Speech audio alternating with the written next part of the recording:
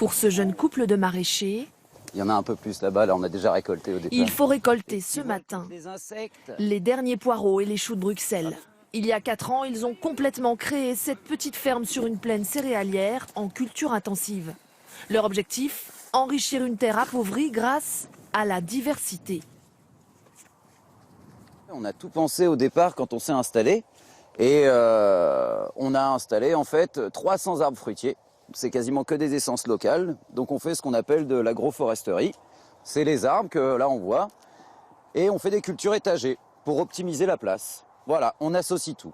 Framboisiers sous les pommiers, herbes aromatiques, légumes de toute saison, des centaines de variétés sur une surface limitée. À l'extérieur ou sous tunnel, ces maraîchers cultivent tout en agriculture biologique en s'inspirant d'un concept, la permaculture. Donc c'est l'agriculture permanente. Donc c'est une notion d'agriculture qui dure dans le temps. Et notamment avec cette importance d'avoir toujours un sol paillé. La couverture, c'est la protection. C'est la protection pour la terre et pour la culture qui permet de réduire l'érosion du vent, par exemple, que l'eau ruisselle moins vite aussi. Cette protection permanente est utile à l'agriculteur, même quand la terre est en période de repos. Sous cette bâche, Édouard Salin attire ses amis qui vivent sous terre. Un sol où il y a beaucoup de vers de terre, un sol qui est comme ça, aéré avec plein de galeries.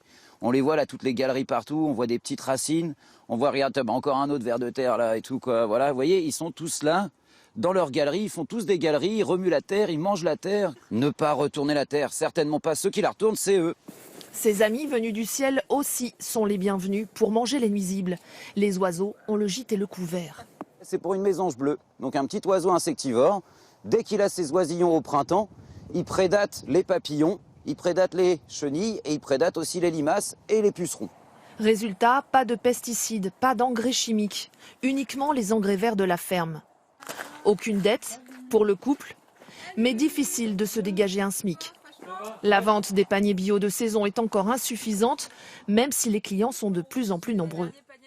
C'est cultivé de façon naturelle, c'est les accords entre les arbres, entre la terre, entre les graines, entre le fait que là vous pouvez prendre les graines et les faire repartir l'année prochaine, il n'y a pas de souci.